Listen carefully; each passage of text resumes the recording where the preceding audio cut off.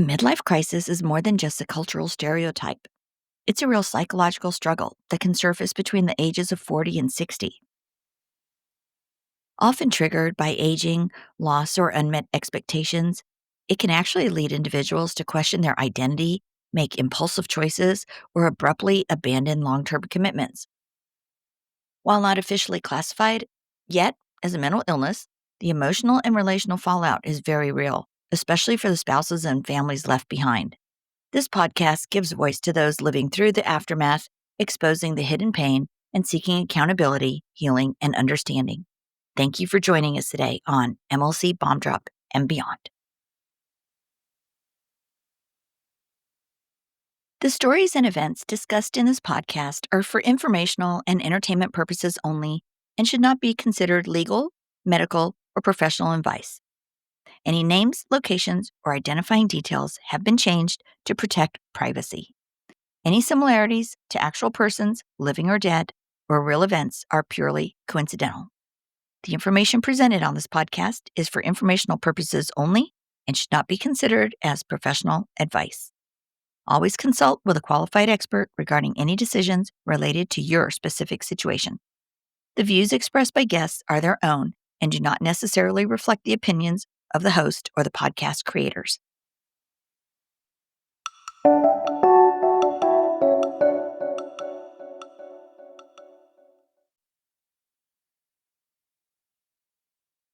You guys, this episode discusses parental abandonment, emotional neglect, and estrangement.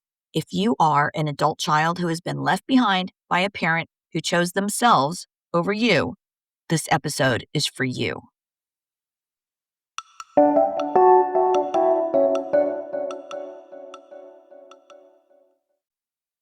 So, there's a topic people avoid because it makes them uncomfortable.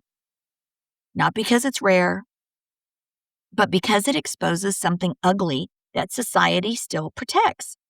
And that is fathers who abandon their children. And not just young kids, I'm talking about adult children. Children who are already bonded, already attached, already loved, or thought they were. And when a man walks away from his children at that stage, I want to ask the question no one is willing to say out loud. And that is, at what point does a father stop being a father and become known as just a sperm donor? Let's get very clear. Biology does not make someone a father. DNA does not earn you lifelong access to the title. Fatherhood is a role, and roles come with responsibility, presence, accountability, emotional availability, financial support, repair when damage is done. And when a man chooses absence, especially without explanation, and he chooses to just leave a relationship, he resigns from that role. What remains is biology without obligation. And here's what society is getting wrong. Because people say, well, you know what? The kids, they're adults now. Oh, they should just get over it. Oh, he deserves happiness. Oh, this divorce thing, it's between him and their mother. Hello? No, it is not. Because adult children still have attachment bonds. They still carry history. They still carry the internalized belief that this person is supposed to be safe for them. And when their father abandons an adult child, the injury is totally different.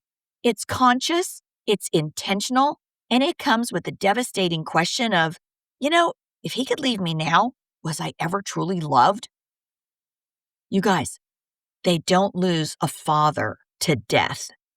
They are losing a father to choice. In midlife crisis scenarios, this abandonment often escalates. Not because the children did anything wrong, but because children represent truth. Adult children, they're going to remember. They're going to remember who he was, what he promised them, how he showed up before his mental collapse. The kids are walking mirrors. And men in crisis, the last thing these dads want is a mirror reminding them of who they were, are, were supposed to be, So instead of repairing, they disappear. Instead of apologizing, they rewrite. Instead of staying, they sever. No contact becomes self-preservation for them, for the dad. Let me repeat that. This no contact thing, it becomes self-preservation just for the dad, not for the kids. The children are left holding the emotional wreckage, and you should see the damage that it does to them. If you abandon your children to protect your ego, you didn't lose them. You relinquished the role. Biology may have made you a father once, but your choices made you a sperm donor. And for the adult child listening and wondering, why does this still hurt? Why can't I just move on? Why do people tell me I'm overreacting? Please know, you are not weak for grieving a living parent. You are not dramatic for expecting consistency. And you are not obligated to carry a relationship alone. If someone walks away and never turns back, you are allowed to rename that relationship. Titles are earned forward, not backwards. Fatherhood is not a biological entitlement. It is an ongoing act of courage. And when a man chooses abandonment over accountability, he doesn't just lose access to his children. He loses the right to the title. And the children, they get to heal without rewriting the truth to protect him. You guys, fatherhood is not a biological entitlement. It is an ongoing act of courage. And when a man chooses abandonment over accountability, he doesn't just lose access to his children. He loses the right to the title of father. And the kids, they get to heal, and they get to heal without rewriting the truth just to protect him.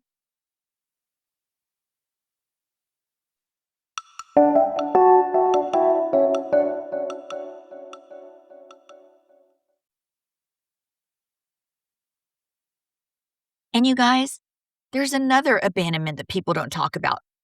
And that's not just the father who leaves, and not just the marriage that explodes, but what happens after, when the grandparents disappear too. No calls, no birthdays, no holidays, no explanation. And suddenly the children aren't just grieving one loss, they're grieving an entire family system that closed ranks and left them outside. This is the second abandonment, and in many ways, it's the one that cuts the deepest. When grandparents walk away from grandchildren after a divorce, it is not accidental. It is not confusion. It sure isn't, oh, I'm staying out of it. It is not neutral. It is a choice. It is a choice that adult person, that grandparent, it is a choice that they are making to protect their adult child. And that choice is made at the expense of children who did absolutely nothing wrong. It is crazy. It is insane. Grandparents often say, well, we don't want to get involved. This is between the parents. Well, we don't want to upset their dad. Oh, well, we're afraid if we get involved or if we talk to the mom or the kids, we're going to lose access. Well, here's the truth no one wants to say out loud. Neutrality that abandons children is not neutrality, people. It is alignment. And children feel that alignment immediately. They understand who stayed and supported them. They understand who disappeared. And sadly, they understand who decided that their pain was going to be acceptable collateral damage within the family. Seriously, a grandparent being okay with their grandchildren being collateral damage. Think about that. Children don't process this intellectually. They process it relationally. They don't think, oh, my grandparents are afraid. Nope. You guys, they think they weren't worth the effort. They think they must be the problem. They think, well, love disappears when things get uncomfortable. And seriously, I think one of the most heartbreaking things is they start to think that love is conditional. And when this happens during or after a high conflict or midlife crisis divorce, the message is even clearer. That message is the family chose my dad and I lost everyone. And that's not just loss. That is erasure. That is being erased from the family. So on the family tree, you get a little eraser, scratch it out, get some white out, because it's as if that branch never existed. How crazy is that? And in midlife crisis scenarios, grandparents often depend emotionally on that MLC parent. They fear retaliation or cutoff if they get, too close to the other parent and the grandkids. They accept a distorted narrative. They totally accept a distorted narrative without even inquiring, you know? They prioritize access over integrity. So instead of being stabilizing elders, they become compliant bystanders. Oh, just like in bank robbers, they become the getaway driver, and they are just as guilty. And it's heartbreaking because the grandchildren have become casualties in a loyalty war that they never agreed to fight. Grandparenthood, you guys, is not a biological entitlement. It's also a relational role. And relational roles come with responsibilities: protection, consistency, moral courage, emotional safety. And when grandparents withdraw to protect themselves or their adult child, they are teaching children something that lasts far longer than the divorce. They are teaching them that love is conditional and that adults will choose comfort over courage. When grandparents abandon grandchildren after divorce, they are not staying neutral. They are teaching children that love has terms, and those terms change when things get hard. And if you are the parent whose children were discarded by extended family, please hear this. You are not obligated to chase people who chose absence.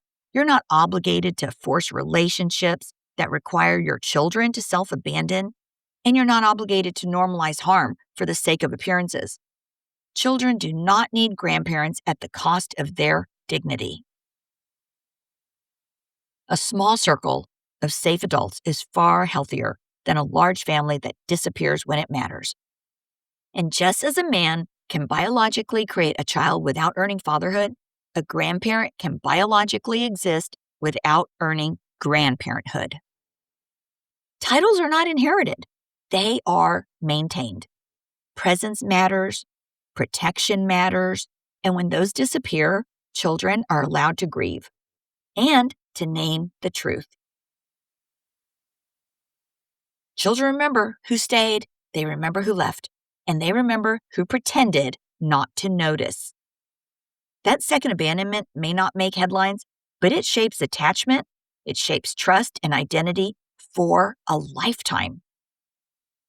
And pretending it doesn't matter does not protect children. It only protects the cowardice adults who couldn't show up to be real adults.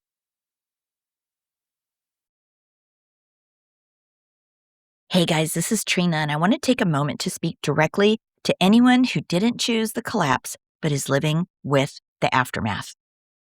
When a spouse enters midlife crisis, the damage doesn't unfold slowly. It happens like an explosion.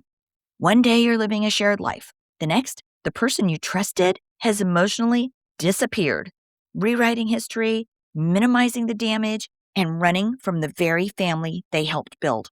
Friends are confused. The story gets simplified. And the spouse left behind is often expected to handle it quietly, gracefully, all while absorbing the fallout all alone. After the bomb drop, a survival guide for the left behind spouse was written for you. This book doesn't offer platitudes or false hope. It names what others avoid. Inside, I will walk you through what is actually happening when someone runs from themselves, why chasing answers only deepens the wound, and how to stabilize your life after emotional abandonment, emotionally, legally, and within your family. In this book, we talk about why these departures feel so sudden and destabilizing, because they are. Why the spouse who stays is often blamed, erased, or silenced. Why saving yourself is not abandonment, and how to grieve someone who is still alive while finding your footing again. This book does not promise reconciliation. It offers you guys something more necessary at this time, and that is stability dignity, and a way forward when someone else has chosen to run. After the Bomb Drop, the survival guide for the left behind spouse is available now on Amazon Kindle in both ebook and paperback. And if you're standing in the blast radius and wondering how to survive what you didn't cause, this book was written for you.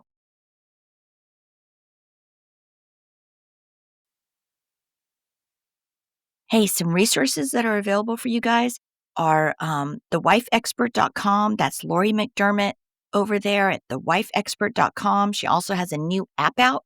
There's tons of videos that can give you all kinds of information on no matter where you are on your MLC journey or trying to reconcile with your spouse. So check out thewifeexpert.com. And if you're not sure if your spouse or yourself is in maybe approaching or in a midlife crisis, be sure to check out Kenda Root's quiz at midlifecrisismarriageadvocate.com.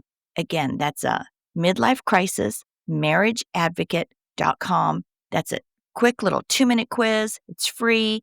So check that out as well. We have a ton of resources out there for you guys. So check them out. Thanks. You guys, forward moving spouses, you are not alone. Left behind spouses, you are not alone. Those in crisis, you are certainly not alone. This is just crazy how epidemic this has become. I have a waiting list now of people from around the world that I'm trying to get to. And if you've been through a midlife crisis or been impacted by someone else's and you want to share your story, I'd love to hear from you. Hang in there, you guys. I will get to all of you. Please reach out to me at mlcbombdrop@gmail.com and visit us on Facebook and Instagram, MLC Bomb Drop. And just remember, your voice matters. Your story could be the one that helps someone else feel seen. It could help someone else feel heard. And you know, it will help somebody else feel understood. You are not alone, no matter where you are in your journey. If the bomb was just dropped, the earthquake just happened, if you are 7 or 8 years in and you're coming out of starting to wake up and awaken to this, you are not alone. It's sad that this is epidemic, but we're here to provide support. So until next time, take care and live authentically each and every day. Thanks again, you guys.